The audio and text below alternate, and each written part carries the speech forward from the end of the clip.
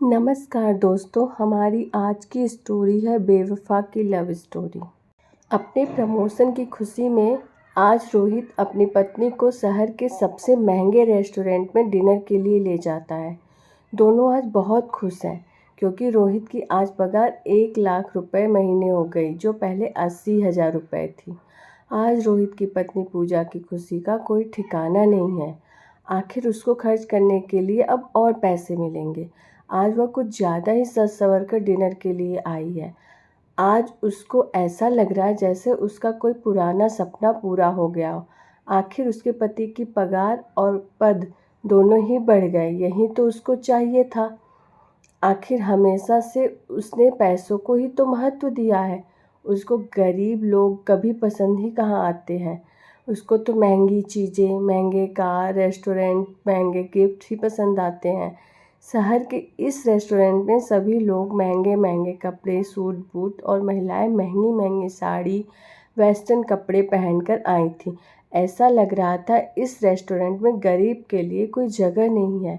पूजा आज अपने आप को महारानी समझ रही थी।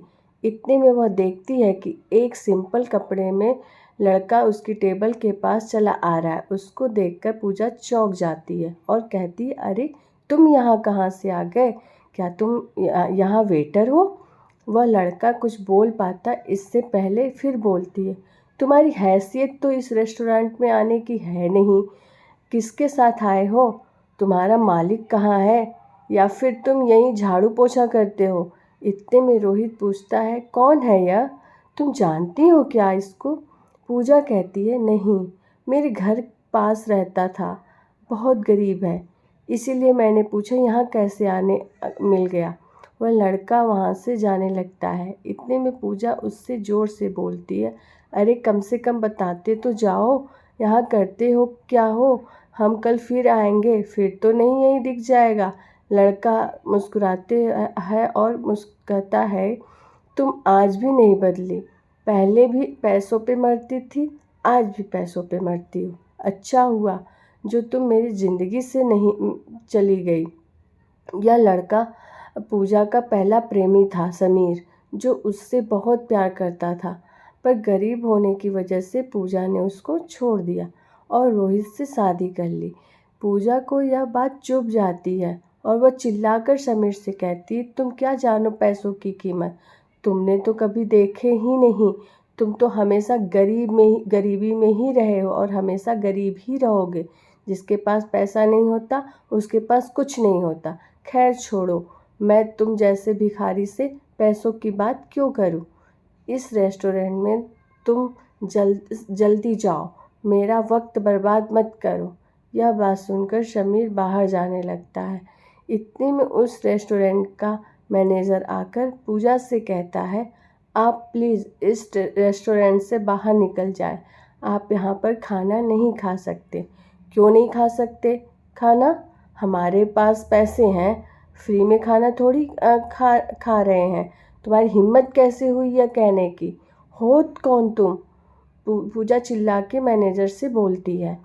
होटल का मैनेजर पूजा से बोलता है, प्लीज़ हम आपसे रिक्वेस्ट कर रहे हैं, आप यहाँ से चले जाएं। अब आप यहाँ खाना नहीं खा सकते। देखते ही देखते कुछ बाउंसर उस टेबल के पास आ जाते हैं। ऐसा लग रहा था अगर अब पूजा फिर चिल्लाती है तो दोनों को या बाउंसर बाहर फेंक देंगे। इतने में समीर मैनेजर से कहता, अरे इस सब की कोई ज़रूरत नहीं है, इनको शांति से खाना खाने दो और उसके बाद इन दोनों से बिल मत लेना। हाँ, ध्यान रहे अगली बार यह दोनों यहाँ आने ना पाएँ। पूजा यह देखकर चौंक जाती है। वह मैनेजर समीर की बात इतनी आसानी से कैसे मान लेता है? वह आश्चर्यचकित होकर मैनेजर से कहती है, कौन है यह आदमी जिसकी बात तुमने इतनी आसानी से मान ली? मैम, आपको नहीं पता यह कौन है? आप जहाँ खाना खा रही हैं उस होटल के मालिक को नहीं जानती हैं? वह तो शुक्र है कि सर बहुत कम गुस्से वाले हैं, नहीं तो आज आप दोनों को बाहर करवा दिया होता। क्या समीर होटल का मालिक है? हाँ, इस होटल का मालिक। पर कैसे? यह तो बहुत गरीब था। सुना तो मैंने भी है कि सर पहले बहुत गरीब थे, पर उन्होंने अपनी मेहनत और लगन से 4 साल में 300 करोड़ की कंपनी खड़ी की है। उनका यह अकेला होटल नहीं है, उनके 10 होटल और इस शहर में हैं। पर सर है बहुत सिंपल, ना किसी बात की अकड़, ना किसी बात का घमंड। सुना है सर को किसी लड़की से बेइंतहा प्यार हुआ था और वह लड़की सर को सिर्फ इसलिए छोड़कर चली गई कि उनके पास पैसे नहीं थे।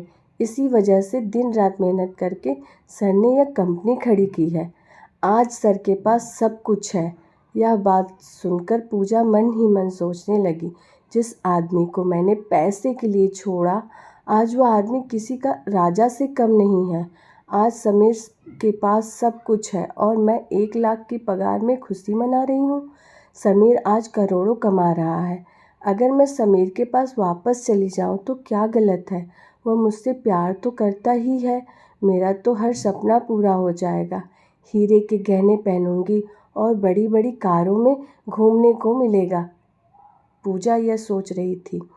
शाम के समय पूजा बिना कुछ सोचे समझे समीर के पास जाती है और अपनी गलती की माफ़ी मांगने लगती है। कहती है, मुझसे बहुत बड़ी गलती हो गई।